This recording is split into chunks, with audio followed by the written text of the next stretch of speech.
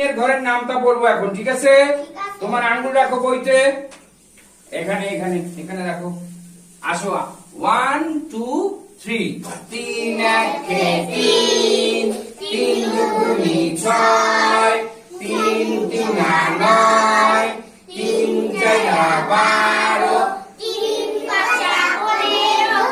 3 ছয়ে 18, 3 সাতে 21, 3 আটে 24, 3 নং 27, 3 দশে 3। এবার তোমরা নিজেরা পড়বে, আমি পড়বো না। রেডি? 1 2 3।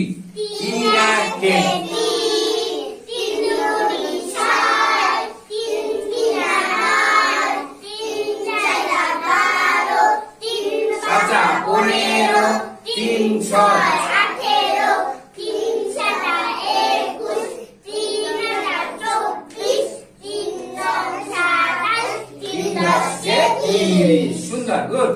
এইভাবে আমাদেরকে নামটা পড়তে হবে, শিখতে হবে, তারপর আবার নামটা আমরা লিখবো, বুঝতে পারছো? হ্যাঁ, এই তিনের ঘরের নামটাটা আমাদেরকে সুন্দর করে মুখস্থ করতে হবে।